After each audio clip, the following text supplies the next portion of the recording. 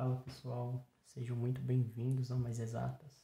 No vídeo de hoje nós vamos falar sobre a equação da reta.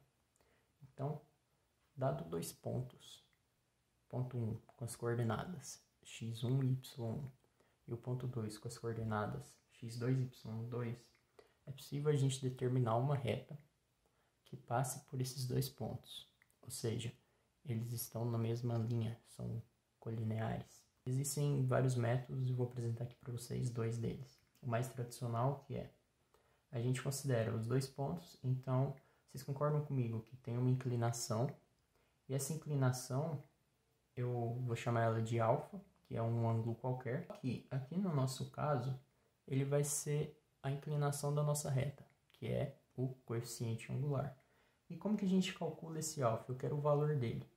Uma das maneiras que eu tenho é, vocês concordam comigo que esse alfa ele vai ser uma variação em y dividido por uma variação em x, que vai ser constante ao longo de toda a reta. Então, uma das maneiras que eu tenho é, o meu valor de alfa vai ser igual a... Quem que é o meu alfa?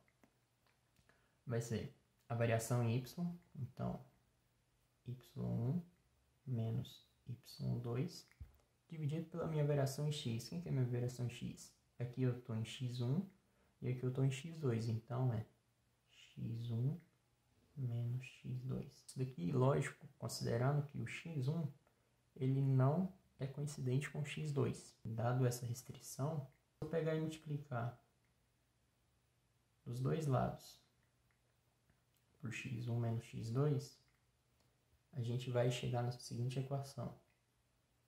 M x1 menos x2 é igual a y1 menos y2. O que essa equação daqui me diz?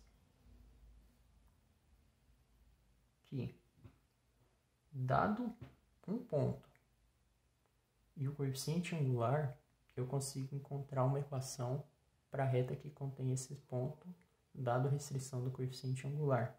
Só que uma outra maneira, né, da gente poder conseguir calcular isso, eu tenho dois pontos, acho uma equação que contém esses dois pontos, né?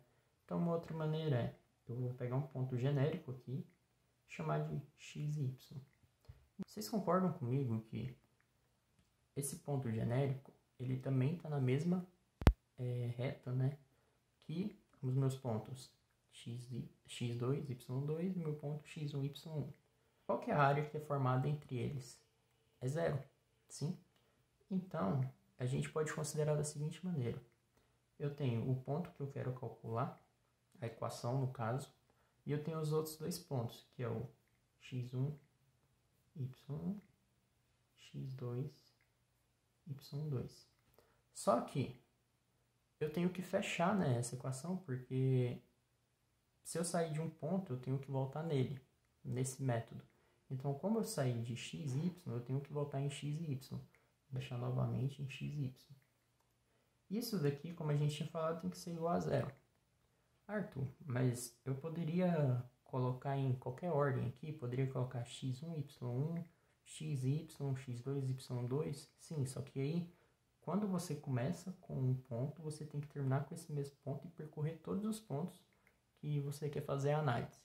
Então, aqui poderia muito bem ser x1, y1, x2, y2, xy, x1, y1. O resultado ia dar o mesmo. Como que a gente resolve isso? É o estilo de um determinante. Então, a gente vai fazer isso, as diagonais para a direita e as diagonais para a esquerda. Aqui você escolhe. Se uma você escolheu positivo, a outra vai ter que ser obrigatoriamente negativa. Então, vamos escolher para a direita menos a esquerda ser igual a zero. X vezes x1, y1, x1,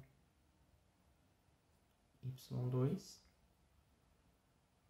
mais x2, y, menos, eu vou escrever aqui embaixo, x1, y, menos x2, y1, menos x, y2.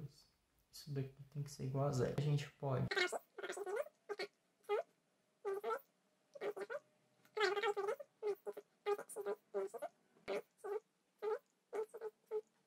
Então, nossa resolução, ela teria essa cara aqui, genericamente. Só que, para ficar mais fácil de compreender como que funcionaria, vamos pegar o seguinte exemplo. Dois pontos, menos 3 e 1 e 2 e menos 2, para a gente poder encontrar a equação geral de uma reta, que esses pontos estejam contidos nessa reta. Então, utilizando esse método que a gente acabou de ver, a gente tem que... Eu quero encontrar um ponto x, y, sim, que seria mais ou menos esse caso aqui, né? A gente está aqui com menos 3 e com 1, e aqui com 2 e menos 2. Então, a gente quer um ponto x, y qualquer. Então, como ficaria? X e y, agora, menos 3 e 1, 2 e menos 2, e fechando em x e y. Isso daqui tem que ser igual a zero, porque a gente não tem área. Todos os pontos estão sobre a mesma linha. Para a direita positivo, a gente ficaria com x. Menos 3 vezes menos 2 dá 6. Mais 6. 2 vezes y. 2y. Agora para o lado esquerdo. Menos 3 vezes y, menos 3y. Só que como a gente está indo para o lado esquerdo, é negativo, então a gente fica com menos 3y. 2 vezes 1, 2. Lado esquerdo negativo, menos 2. Menos 2 vezes x, menos 2x. Só que como é para o lado esquerdo, isso daqui tem que ser igual a zero. Então aqui já ficou mais fácil da gente poder substituir os valores. A gente fica com x mais 6, mais 2y, mais 3y, menos 2, mais 2x igual a zero. Então, como ele pede a equação geral, a gente só precisa arrumar isso daqui, deixando o x, o y e o termo independente do mesmo lado. Ficaria com 3x mais 5y mais 4. Isso daqui é igual a zero. Se a gente pegar esse valor e analisar com os pontos que ele nos deu, para a gente poder fazer a prova real, a gente confere que essa equação está correta. Essa equação geral engloba os pontos menos 3 e 1, 2 e menos 2. Espero que vocês tenham gostado do vídeo. Se gostou, dá aquela esmagada no gostei. Se ainda não é inscrito no canal, deixe aí embaixo nos comentários sugestões de videoaulas, resolução de exercícios que vocês tenham interesse de ver aqui no canal. Muito obrigado e até mais.